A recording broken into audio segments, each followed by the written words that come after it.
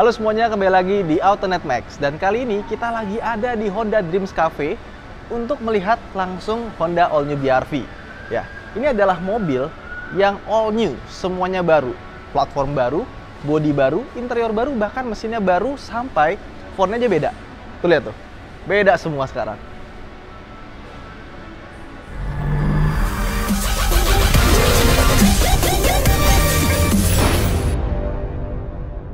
Ya, jadi ini adalah Honda BR-V beneran nih. Kita akan bahas sampai ke dalam-dalamnya, bukan dari gambar kita komentarin ya. Nah, tampilan depan, belakang, samping, semuanya berubah dan dimensinya juga bertambah. Panjangnya bertambah 34 mm, wheelbase nambah 38 mm, dan tingginya juga bertambah 19 mm, sebagaimana dengan ground clearance-nya juga bertambah 19 mm juga. Nah, tapi yang paling bertambah banyak itu adalah lebarnya. Dia bertambah 48 mm. Cuman, ketika kita lihat langsung yang N7X Concept sama yang aslinya, ternyata aslinya tidak selebar N7X Concept. Makanya secara proporsi, N7X itu kelihatan lebih berotot dan lebih gagah. Cuma, mobil ini terjemahannya bagus ya. Dari konsep ke realitanya tuh nggak bikin down gitu ya. Kadang-kadang beberapa mobil tuh konsepnya, wih keren banget. Pas ngeliat aslinya, aduh, kok begini gitu kan. Nah, ini enggak. Ini mobil yang konsep dan realitanya itu mirip sekali. Nah, kita bahas dari model depannya. Depannya ini mengingatkan kita sama Honda Odyssey, ya kan? Jadi kalau kalian nggak mampu beli Odyssey dan pengen ala-ala SUV, bisa beli ke Honda HR-V. Dan detail dari mobil ini juga bagus. Kayak misalkan gini, kita lihat lampu depannya ya. Lampu depannya ini, dia bentuknya itu dibelah sama grill depannya. Jadi ini chrome-nya nyambung ke sini. Dan LED-nya pun dia tuh modelnya bagus gitu, panjang sampai ke bawah. Nah, terus biasanya untuk mobil-mobil yang punya lampu LED reflektor seperti ini yang dipantulin ke bawah, biasanya untuk high beam dan low beamnya itu kalau nggak di kiri, di kanan. Kalau ini kebalik, dia high beamnya di atas, low beamnya di bawah. Jadi pas nyala itu kelihatannya lengkap sampai ke samping, nggak cuma sebelah doang gitu. Oke, terus di bawahnya fog lamp-nya dia sudah pakai LED dan projection. Lumayan kan, keren kan? Nah, terus yang spesial juga ada di mesinnya. Karena sekarang mesinnya, dia pakai mesin yang sama dengan Honda City Hatchback. Jadi, tenaganya masih 121 PS, torsinya masih 145 Nm, tapi dia sudah pakai teknologi double overhead camshaft. Jadi dia DOHC, bukan SOHC lagi. Ditambah, konsumsi bahan bakarnya lebih irit 3% dibandingkan dengan mesin sebelumnya. Jadi untuk segi mesin juga ini berbeda dengan model sebelumnya. Biasanya kan kalau facelift atau new model mesinnya sama, bodi sama platformnya beda. Ini enggak. Ini mesinnya juga ikut berubah. Oke, terus ke bagian sini bisa kita lihat sekarang dia bannya pakai R17 21555. Cuma untuk merek bannya kemungkinan bisa berubah karena ini masih pre-production model. Jadi kalau kita lihat memang masih ada beberapa yang kurang di mobil ini, mungkin nanti pas produksinya akan lebih bagus lagi. Nah, satu catatan penting yang agak berbeda dengan varian lainnya gitu ya. Untuk yang tipe Prestige HS atau Honda Sensing, itu dia punya sensor di atas sini. Nah, cuman bedanya sama mobil-mobil yang punya Toyota Safety Sense atau Mazda dengan iActive Sense-nya dan yang lain-lain banyak sekarang kan pakai begitu-begituan ya. Dia ini cuma punya satu sensor pakai kamera, nggak ada radar. Dan kalau pakai Raize itu kan dia pakai dua ya, pakai dua kamera langsung stereo. Kalau ini cuma satu. Nah, tapi kita nggak bisa ngejudge juga bahwa dengan satu kamera itu lebih jelek, belum tentu. Tergantung juga dari software dan algoritmanya seperti apa, dan kualitas kameranya pun juga berpengaruh gitu. Oke, lanjut ke bagian samping. Nah, spionnya ini yang sebelah kiri itu ada namanya Honda Lane Watch. Jadi dia nggak ada blind spot monitoring, tapi adanya Honda Lane Watch dan untuk sebelah kiri aja. Jadi kalau kita pencet sen kiri, nanti layar tengahnya akan berubah jadi kamera. Nah, terus di bagian atas ini cuma aksesoris doang. Jadi roof railnya itu tidak bisa diisi barang dan bisa kelihatan ini plastik semua. Kurang lebih sama seperti Expander Cross, nggak bisa dipakai buat barang. Terus di sini ada tombol untuk keyless entry dan juga dia ada fitur walkway-nya. Jadi kalau misalnya kita menjauh pegang kunci, dia akan otomatis kunci meskipun kita nggak pegang kuncinya.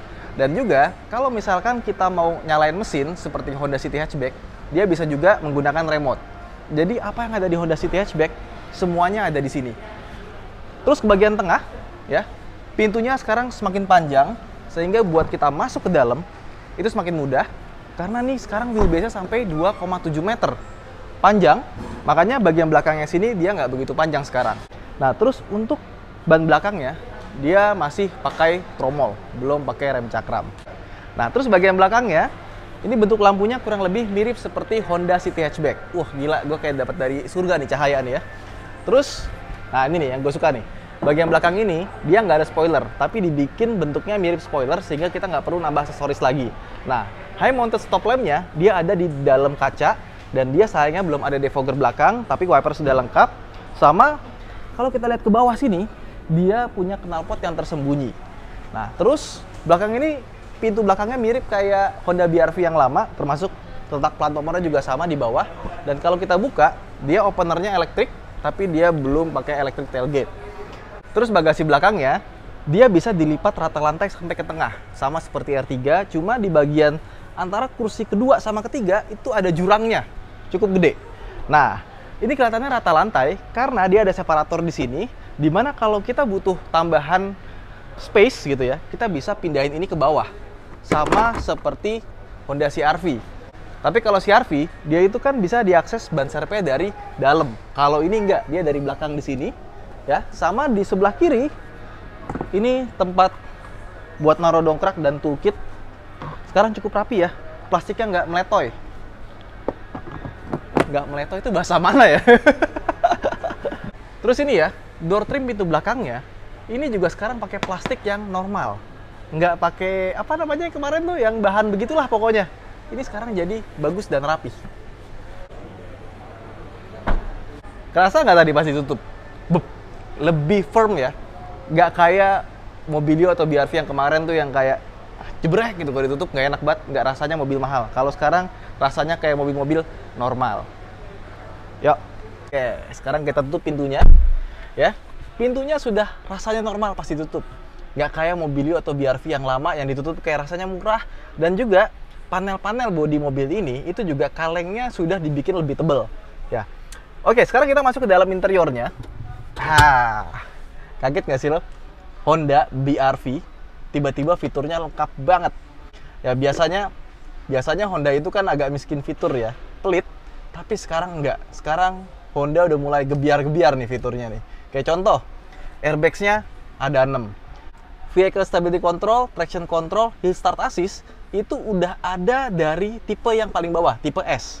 Nah, di sini yang tipe paling tinggi tentu saja udah paling lengkap. Dan gue paling suka, ternyata dia punya Honda Sensing itu bener-bener lengkap. Kayak gini nih, contoh ya. Kita coba cek di sini. Pertama, dia punya Adaptive Cruise Control. Terus Honda Lane Watch, kita pencet sebelah sini, berubah jadi kamera. Atau kita sen kiri, dia berubah juga jadi kamera. Dan juga, ketika kita lihat MID-nya, MID 4,2 inchinya ini juga ternyata banyak banget fitur yang bisa membantu kita di jalan. Kayak contohnya nih. Oke, ini kita coba masuk ke settingnya ya. Driver Assist System Setup. Preceding Vehicle Proximity Warning Distance ada. Jadi buat ngatur jarak sama depan dia ada warningnya. Terus Adaptive Cruise Control beep-nya bisa dicek. Lead Car Departure Notification System. Jadi kalau mobil depan itu jalan kita masih berhenti, dia akan ngasih tahu ada peringatan. Kalau kita lagi bengong gitu ya, dia akan ada peringatannya kalau mobil depan sudah jalan. Terus ada Road Departure Mitigation settingnya juga. Lane Keep Assist beep-nya juga ada. Dan kalau kita balik ke sini ya, nih. Oke. Keyless Access setup-nya juga ada nih. Bisa kita atur dari sini. Clock setup, meter setup, lighting setup, door setup. Door setup juga bisa kita atur, auto door lock, unlock, walkway lock-nya juga bisa kita atur.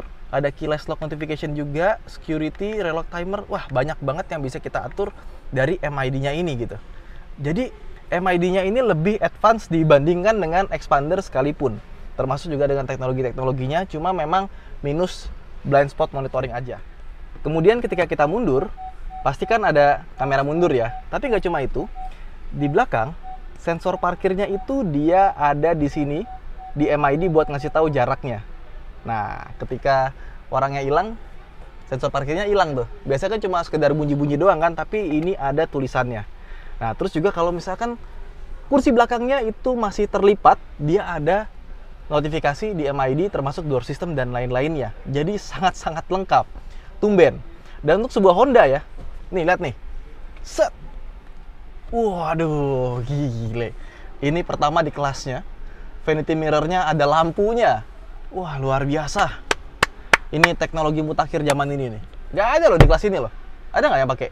Paling Wuling Cortez ya. Udah, habis itu nggak ada lagi.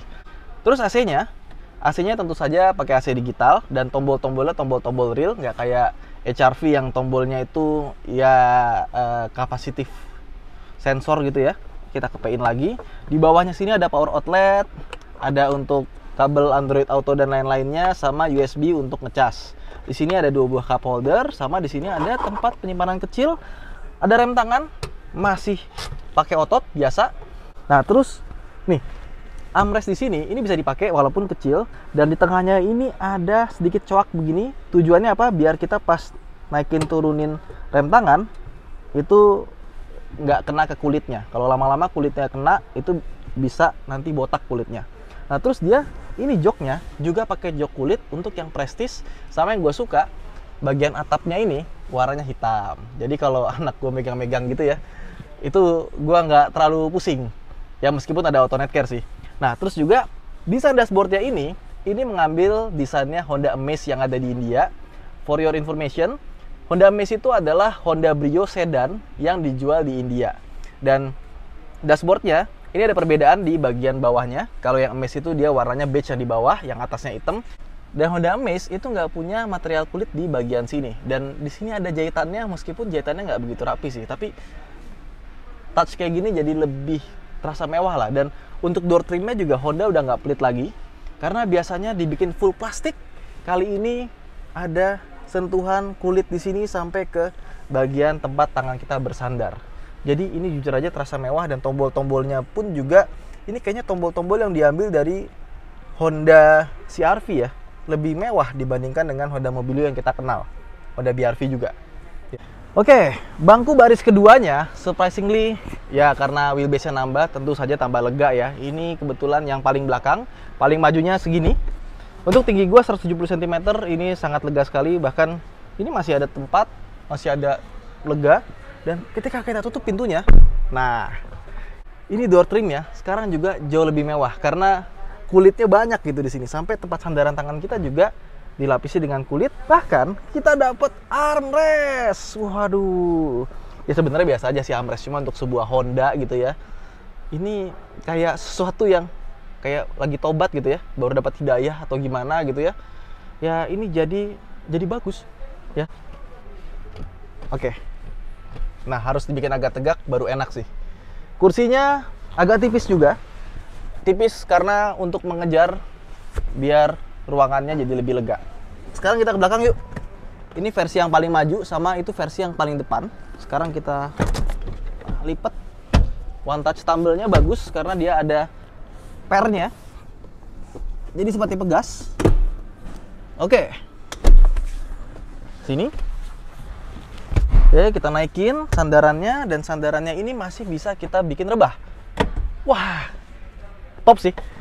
Wah, emang dari awal Mobilio itu punya ruang belakang yang lega, dan ini kayaknya sedikit tambah lega karena untuk yang versi paling maju, ini legroomnya luas, dan kepala kita juga masih luas untuk tinggi gue yang 170 cm. Kalau 177 mungkin gue nggak tahu ya, tapi ini oke.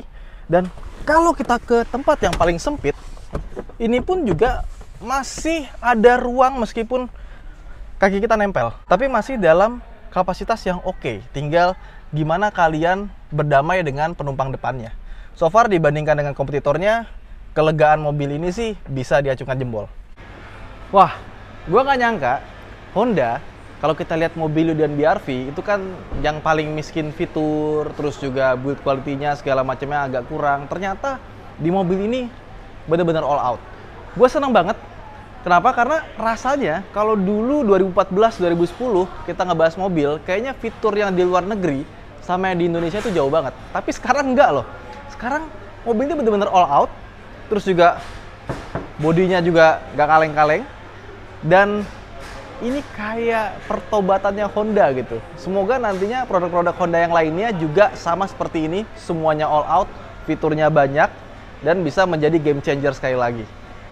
Mobil ini dijual dengan harga mulai dari 260 jutaan, di mana itu masih pakai skema PPNBM 10%. Nah, tahun depan itu akan jadi 15%. Nanti kita lihat aja harganya seperti apa.